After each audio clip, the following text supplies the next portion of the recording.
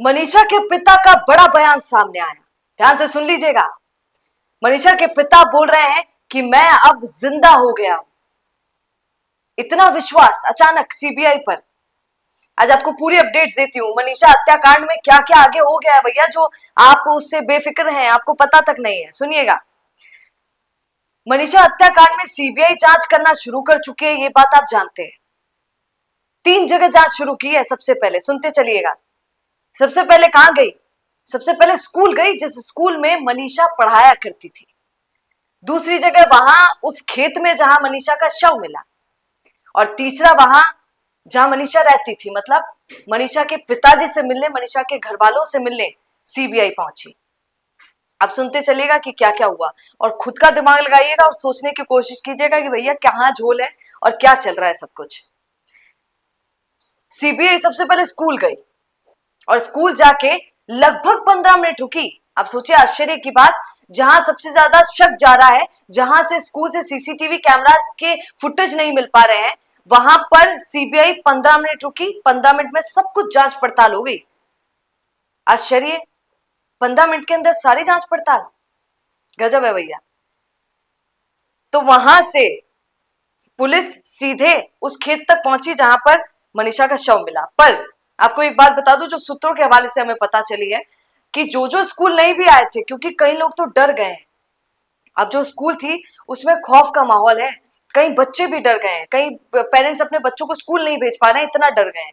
तो जब सीबीआई वहां पर जांच पड़ताल के लिए पहुंची तो सूत्रों से पता चल रहा है कि कई लोग तो आए नहीं थे। बच्चों की बात नहीं कह रही हूं, यहाँ पर कुछ स्टाफ के लोग भी अगर नहीं आए थे तो सीबीआई ने उनको भी बुलाकर उनसे बातचीत की, उनसे जांच पड़ताल की। पर जांच पड़ताल भैया बड़ी जल्दी खत्म हो गई। 15 मिनट के अंदर खत्म हो गई।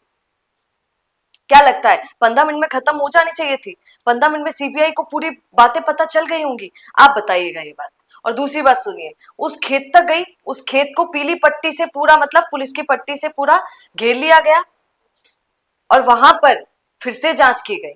और वो जो ईश्वर की बात मैंने आपको बताई थी, याद होगा आपको, जिसने सबसे पहले मनीषा का शव देखा था, जो जो खेत का जो मालिक है उसका नौकर है ईश्वर, उन सबसे बातचीत की सीबीआई ने। पूरी जांच की कि कैसे, पुलिस ने तो बोल दिया कि कुत्तों ने मार दिया है। गजब है भैया। पुलिस कह रही है कि मनीषा को कुत्तों ने नोच लिया, वहां पे कुत्तों ने मार दिया। तो इस पर भी जांच पड़ताल की कि इसमें कितनी सच्चाई हो सकती है। जिसने सबसे पहले देखा उसने क्या देखा, कहां देखा, क्या सच में कुत्तों की आवाज क्योंकि उस दिन आ रही थी, पर क्या कुत्तों से कोई मर गया?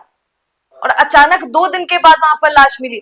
जो खेत पर जो व्यक्ति काम करने जाता है वो हर दिन वहां पर खेतों पर काम करता है। कुत्तों की आवाज 2 दिन से पहले तो नहीं आई, उसी दिन कुत्तों की आवाज आई, और मनीषा तो 2 दिन से गायब थी।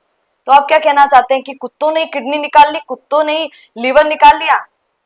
बड़ी बात है भैया। और दूसरी बात सुनिए, खेतों वाला हो गया, उसके बाद वो घर पहुंची। अब सुनिए आप कि मनीषा के पिताजी संजय और मनीषा के दादाजी दोनों की एक बात में बिल्कुल नहीं बन रही है। कौन सी बात है, सुनिएगा ध्यान से। सीबीआई वहां पर जांच के लिए पहुंची। लगभग 1-1.5 घंटा सीबीआई ने पिता से बात की। पूरे घर वालों में अगर किसी से बात की तो सिर्फ पिता से, संजय से, उसके अलावा किसी से बात नहीं की। क्यों ऐसा? बल्कि खबरों में आप ही ने सुना है, और मैं तो उसको गलत बता रही थी। मैं तो आज सच बोलूंगी आपको कि हमारा चैनल आपको बोल रहा था साफ साफ कि पिता का हाथ नहीं है भैया, मामा का हाथ नहीं है भैया। पर ये खबरों में चला, कई मीडिया वालों ने चलाया कि मामा और पिता ने मार दिया अपनी ही बेटी को। तो जब सीबीआई वहां पर पहुंची तो ना ही सीबीआई मामा से बात करी, ना ही सीबीआई माँ से, चाची से, दादा से, किसी से बात नहीं की। सीबीआई ने पूरी 1-1.5 घंटे बात की, और वो वार्तालाप सिर्फ और सिर्फ संजय से की। क्योंकि सीबीआई को लगता है कि सिर्फ संजय ही था जो उस दिन सब कुछ देखा, सारी पुलिस से बातचीत की। तो सीबीआई को अगर हकीकत कोई बता सकता है तो संजय ही बता सकता है, ऐसा लगा सीबीआई को। तो सीबीआई ने सिर्फ उनसे बात की। अब आपको मैं बता रही थी कि क्या बात है ऐसी जहां पर संजय के पिता, मतलब माफ कीजिएगा, मनीषा के पिता संजय और दादा की सोच नहीं मिल रही है। वो बात यह है कि दादा को सीबीआई पर यकीन नहीं है भैया। दादा ने मुंह पे बोल दिया है, मीडिया वालों को भी बोल दिया है कि मुझे लगता नहीं है कि ये कुछ कर पाएंगे।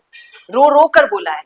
और संजय, उन्होंने इतनी बड़ी बात बोल दी जब सीबीआई आई उनके घर, 1-1.5 घंटे बात हुई, तो सीबीआई का बर्ताव संजय को इतना ज्यादा भाया, इतना पसंद आया कि संजय ने ये कहा कि भैया मुझे तो अब सिर्फ सीबीआई पर विश्वास है, ना ही इधर का ना ही उधर का, सिर्फ सीबीआई का भरोसा मुझे है। और आज मैं जिंदा हो गया हूं।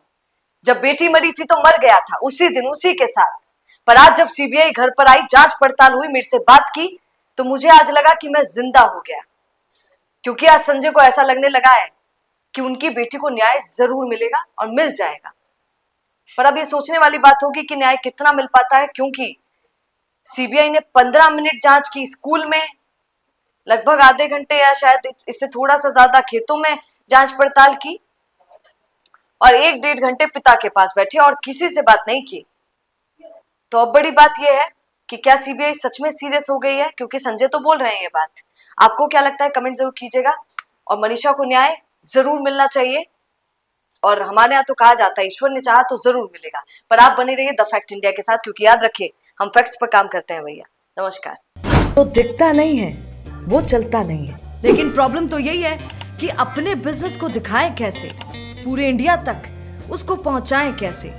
अगर आप भी ऐसा ही कुछ सोचते हैं तो समझिए आपकी समस्या दूर हो गई। जी हाँ, अब फैक्ट इंडिया न्यूज से आपके विज्ञापन, आपके पॉडकास्ट, आपके रियल एस्टेट प्रोजेक्ट्स, आपके बिजनेस को पूरे राजस्थान में पहुंचाने का एक बेहतरीन मौका आपको मिल रहा है, जहां पर आप 480 लाख प्लस सब्सक्राइबर्स और 10 करोड़ से ज्यादा टोटल न्यूज वाले चैनल में पहुंचा सकते हैं अपनी बात हमारे यानी फैक्ट इंडिया के साथ। अधिक जानकारी के लिए व्हाट्सएप करें।